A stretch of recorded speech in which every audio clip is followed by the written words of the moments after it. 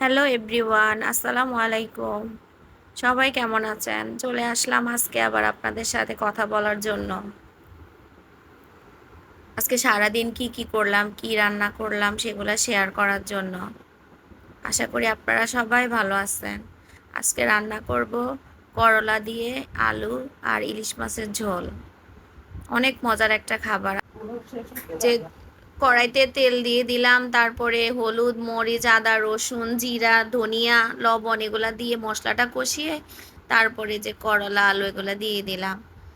অনেকক্ষণ কষানোর পরে যখন তরকারিটা ভালোভাবে কষে যাবে তখন ওইখানে আমি ঝোল দিব। ঝোল দেওয়ার পরে ঝোল যখন বলক আসবে তখন ইলিশ মাছ দিয়ে দিব। ইলিশ মাছ দিয়ে করলা রান্না করলে অনেক ভালো লাগে। আপনি শুধু ওই তরকারিটা দিয়ে ভাত খেতে পারবেন, এত মজার তরকারিটা হয়। আর সাথে রান্না করেছি আজকে ছোট মাছ, একদম ছোট কাসকি মাছ, যেগুলা হয়তো অনেকেই মলা মাছ বলে। ওই মাছগুলা একদম শুকনা করে ঝাল ঝাল করে রান্না করেছি পেঁয়াজ দিয়ে। রেসিপিটা আসলে দেওয়া হয়নি, কিন্তু এমনিতে একটু ভিডিও নেওয়া হয়েছে।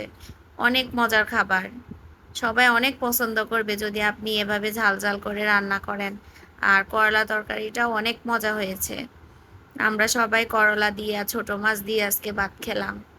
অনেক টেস্ট হয়েছে আজকে খাবারগুলা। সাথে আজকে আবার একটু ডিমের পিঠা বানালাম। অনেক দিন ধরে ডিমের পিঠা বানানো হয় না।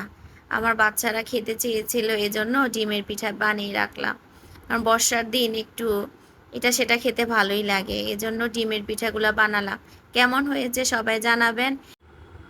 লাইক, কমেন্টস, শেয়ার এবং সাবস্ক্রাইব করে দিবেন। সবাইকে অসংখ্য ধন্যবাদ আমার পাশে থাকার জন্য। আল্লাহ হাফেজ।